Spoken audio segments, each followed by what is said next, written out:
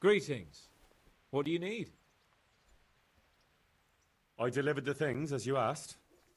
I already know. My spies told me everything. She was wearing the necklace this morning as I asked in the letter. So you'll go to the rendezvous with her?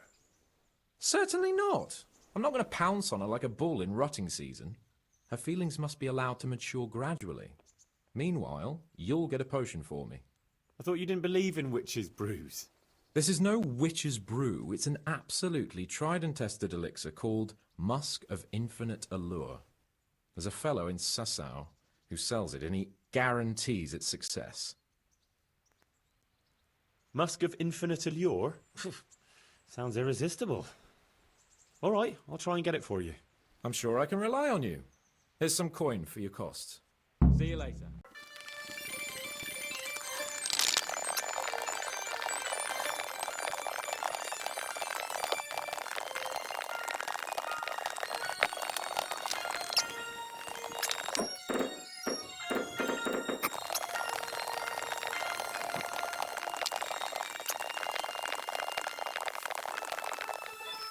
Well, who have we here?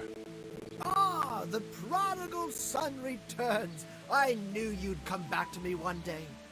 Let me guess, you saw it in a dream? I knew you were going to say that. But I had a divine revelation. That next time I won't be around to pull you out of the shit.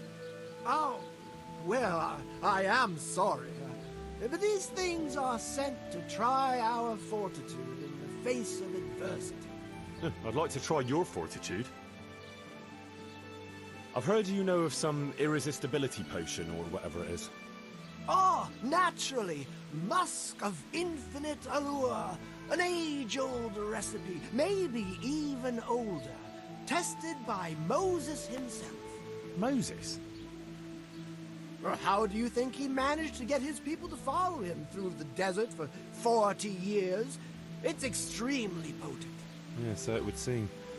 How much do you want for it? Who do you take me for? The wisdom of the ancients isn't something that's bought and sold in the marketplace. Did Jesus charge for his miracles? But since you ask, how about this much? That's not much. Really? All right, double then. What? Why? Why do I even bother?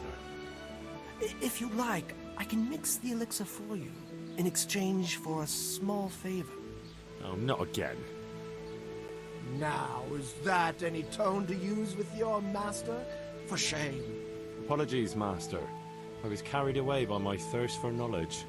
I understand your impatience, but the way to wisdom is narrow and arduous. And leads out the window. So what is it you want from me now? Ah, my dear apprentice, everything's gone to the devil. I'm living from hand to mouth, sleeping on straw, and the local peasants won't buy from me. They say they don't trust me, as if I were some kind of charlatan. Can you believe it? Does this look to you like the face of a swindler? I'm an honest trader in sacred goods, whose only concern is the welfare of troubled souls. A regular good Samaritan. And any time now the slanderous gossip will spread here from Sasau.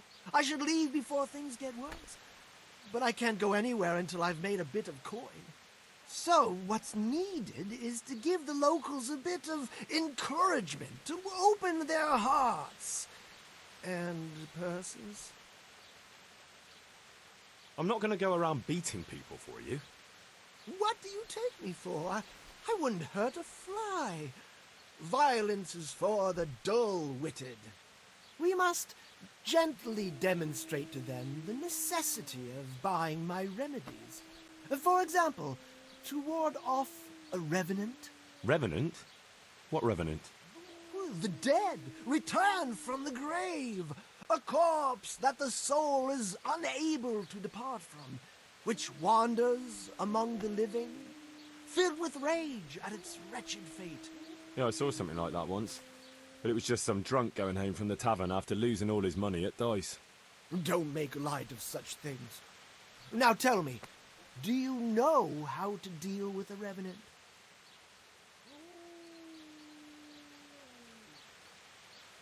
A silver arrowhead through the skull? Novel, but it would certainly be a lucrative trade. You are my trained apprentice, but the ignorant villager is entirely at a loss how to deal with such dark forces. It is our sacred duty to prepare them for such threats. And how do you propose to do that? Well, they're all doubting Thomases. They need proof. We'll need a grave, an empty grave that we can use. There's one along the way to Sasau, but it's got one minor shortcoming. What's that? Well, it's not entirely empty. Not entirely? What does that mean? You have to dig it up first. Why this particular grave? The locals don't like to talk about it, so it's surely got some sinister past behind it. And in places like that, revenants sprout up like mushrooms after rain. Well, if that's how it is, we could open old wounds. That could easily set people against us. Again. Then it would be best if no one could connect us to it, wouldn't it? I'll need a spade then. Yes. Dig it up and remove the remains, leaving no trace. And what am I to do with the remains? Keep them. Human remains are always handy to have around. Great. And how do we spread the word of this revenant? There's a gossip in every village. Here, too, a woman who'll spread news quicker than a dozen messengers on the fastest steeds. Where does this woman live? The last house on the left, on the road to Sasau. She was the first person I met here, and by the time I reached the village green, I already had a mob looking suspiciously at me. The rumor-mongering fishwife. And what am I to tell this gossip? All you have to do is casually mention the empty grave, and before evening, I'll wager the whole village will know about it. And that's all? Not quite. You should ask her who was buried there. So we've got a story to work with. So, dig up the grave, talk to the gossip. And the remains. Don't forget to remove them.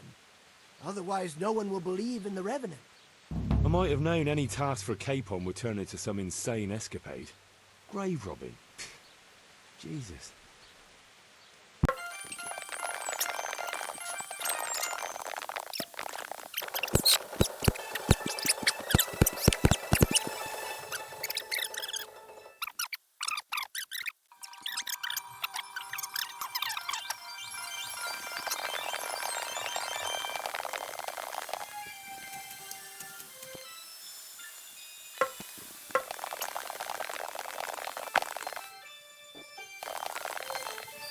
God be with you, good wife. Has something happened here? Heavens no.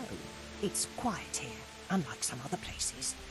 And what about that empty grave? What empty grave would that be now? The one beyond the village, alongside the road to Sasau. Just by the river, on the Pine Headland. How would you know it's empty, unless it was dug up? Oh, it's dug up, all right. Freshly. And empty. I saw it with my own 2 eyes. Lord in heaven, what in the name of... How come it's not in hallowed ground, anyway? Only unrepentant sinners are buried like that. Usually. I don't like to say. It's an old wound that's best forgotten. Whose grave is it? Well, once a long time ago there was a young charcoal burner living here with his wife.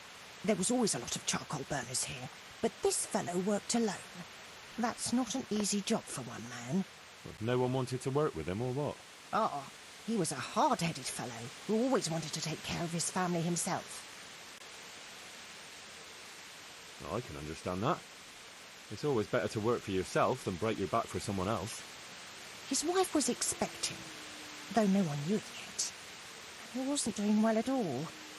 Soon enough they had nothing to eat, and so he took to thieving.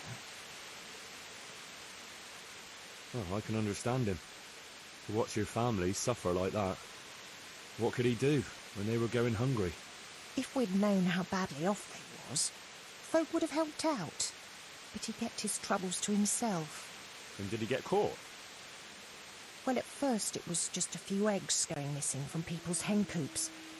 But then it was anything that wasn't nailed down. And in the end, they caught him. And I suppose he was harshly punished for it. Even then he didn't let on why he was doing it.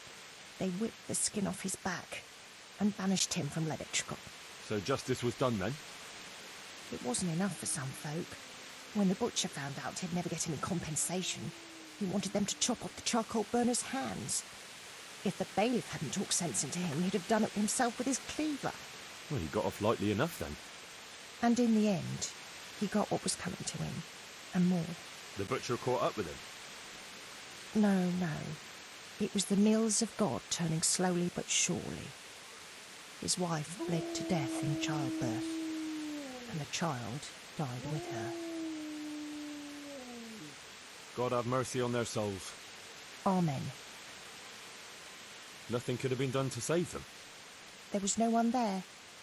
He had no one who would care for his wife. They say on that day he parted ways with God forever, and he turned his back on the village too. I reckon he never forgave himself, nor us either. The Lord moves in mysterious ways. But how did he end up? Don't ask me that, lad. I beg you. Sorry, good wife. Let's leave it be. Thanks, lad. God save you. I know who was buried in that grave. A young charcoal burner. So begin the tragic tale of the young charcoal burner who became entangled with the devil himself. Oh, don't start. What devil? I'm trying to tell you. He was from Ledetchko. He was trying to eke out a living for himself and his wife, but he couldn't manage. When she fell pregnant, he took to stealing. Pride drove him from the straight and narrow path, and soon he sold his soul to the devil to fill his stomach. They caught him and punished him, but some of the people he'd robbed didn't think it was enough. Then when his wife died in childbirth, and the child too, he blamed everyone for it. Even God, apparently.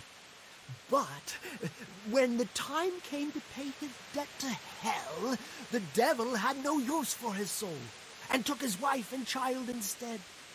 The charcoal burner cursed God, who struck him down in righteous vengeance. But the dead man's soul never left his body. He came back as a revenant to vent his rage at God and men and take vengeance on the living. Jesus, did you listen to what I said at all? Sorry, did you say something? Oh, never mind. What do you want me to do with it? The question is, what would the revenant do to get revenge on the villagers? Well, apprentice? He was stealing food from people, right? So, supposing he started again. We should steal from people? Disgraceful. Have you no shame? Maybe just a few eggs from hen coops, like the gossip mentioned. Well, that wouldn't be too serious a sin. Will they put it down to the revenant, though? They would, if I put some charcoal there instead. And their nourishment he turned into ash. The gossip mentioned the butcher. It seems he was infuriated that the charcoal burner's punishment was too lenient. And the revenant spoiled their meat with his malign touch. How's that? Spoiled meat is a classic example of a revenant's power. I thought it was the work of bad butchers. That too, sometimes. So, I should switch the good meat for bad at the butcher's. What about the butcher woman? What about her? Her conscience was troubled on account of her man and she couldn't sleep. But I helped her, so she's found some peace. So, no problem then. What? I'm supposed to scare the wits out of her and start all over again? All right, if you can find some other solution, you don't have to switch the meat. But I wouldn't worry about her. But make sure it's the same kind of meat. Not even a revenant will turn a cow into a chicken. What about his wife and child? No doubt he'd want to avenge their death. Well, how did they die? In childbirth. And when his love turned to rage, the water turned to blood. Nothing too original. But it's tried and tested. If you do it at the baths, everyone will hear of it. How am I supposed to do that? It might be a bit suspicious if I'm seen walking around with a pail of blood. No problem. There's a certain potion that will do the trick easily. He cursed God. That's very serious. What is it that most brings God to mind? They don't have a church there. But everyone will have a rosary. I can't think of anything else. That's it! If folks start losing their rosaries, they'll have sleepless nights over it. You want me to steal rosaries? But that's... Or just exchange them. For what? For nothing. Great. So, switch eggs for charcoal, switch the meat, color the water in the baths, and switch the rosaries. That ought to do it. I hope so. Of course, if you come up with anything else, don't let me hold you back. Talking to people might give you ideas. Traders, the bailiff. But what if someone sees me in the act? They mustn't. Otherwise, it'll end up like Sasau all over again. Don't draw attention to yourself, or they'll put two and two together. Sure. I'll keep my head down. And how will I know if I've succeeded? I doubt it will be announced on the market square. I'll be the first to know. They'll come running to me for a remedy, like hens at feeding time. Off you go and raise hell.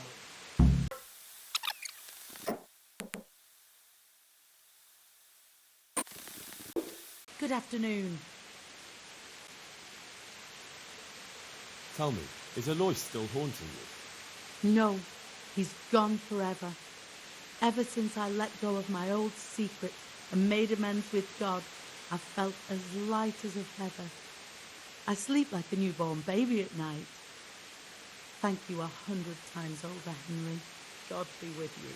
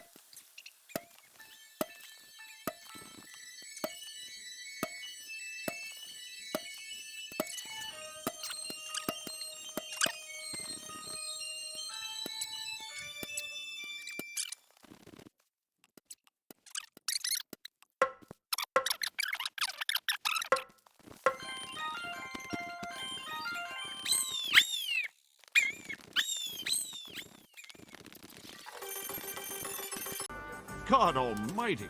Has something happened to you? Did someone steal your fancy clothes? You look a bit worried, Bailiff. How can I not be? What with the whole village complaining about ghosts? Ghosts? An empty grave that they say a revenant crawled out of. They talk of nothing else. You don't think there's any truth to it? No, it's nothing but old wives' tales. But how come the grave is empty?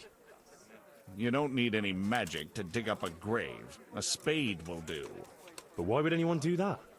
Surely no God-fearing Christian would dig up the grave of some poor soul who hasn't even got the piece of hallowed ground to rest in. A God-fearing Christian? No. So you suspect someone? Could be. There's been a band of good-for-nothing itinerants hanging around recently. They weren't making any trouble, though, so I let them be. But this is going too far. How do you know it was them? Who else would it be? What about the Revenant? Oh, don't you start. That revenant of yours is nothing but idle hands doing the devil's work. I'd send them packing myself if I had the time and the men. Supposing I help you get rid of them. You look like you know how to handle yourself.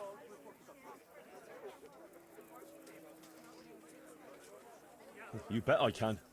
It wouldn't be wise to fool with me. I don't doubt it, but I don't want any bloodshed in my parish. There's enough trouble already with one long-dead corpse. Don't worry, Master Bailiff. I'll be the very soul of discretion. Then I'll gladly accept your help. Is there anything you need to know? Who are these people? Just some itinerants who'd rather roam the roads than do an honest day's work. They're not cutthroats, though, just petty thieves and beggars. What are they doing here? Damned if I know, or where they came from. Except for one fella who's from Ledechko. But the rest are from God knows where. Are they armed? As much as any thief. Who isn't these days? Where can I find them? Last I heard, they were a bit away from the village, across the river by the old mine. That's all I need to know. I'll get going. Good luck. God be with you.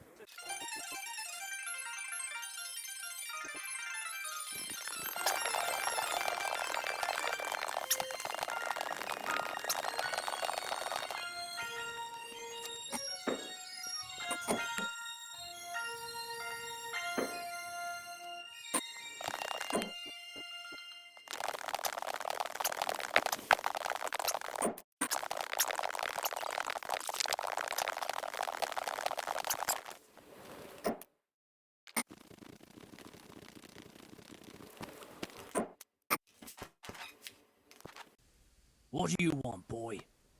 The bailiff sent me after you. Oh, yeah? I'm shitting myself. Well, you better take a good look at me and think again. Ah, all right. Well, what does the bailiff want from us? I'm supposed to get you to leave. What's the problem, all of a sudden? Someone hereabouts dug up a grave, and the bailiff reckons you lot are mixed up in it. Sure, might as well blame us for everything. Why not? I suppose we burned down Skullets, too. Don't play the innocent lamb with me. You know what I think? No, and I don't much care. Well, maybe you ought to. Oh, yeah? Why? Because the bailiff wants me to get you out of here, and he doesn't much care what state you'll be in. But the bailiff would never allow that. And who's going to tell him? You lot won't be talking to anyone again. All right, we'll go. Just leave us be, all right?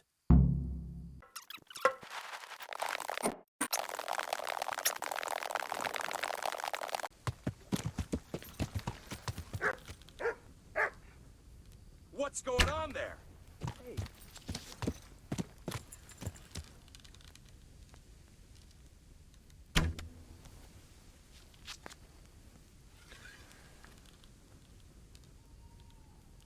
Who's there?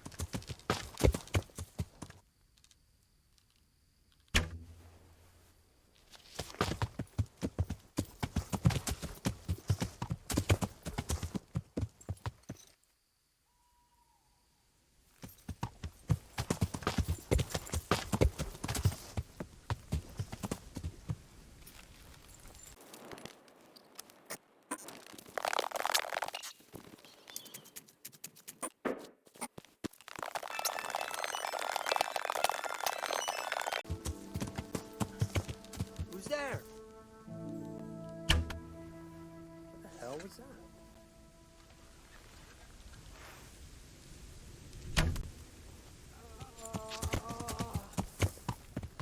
Dear God.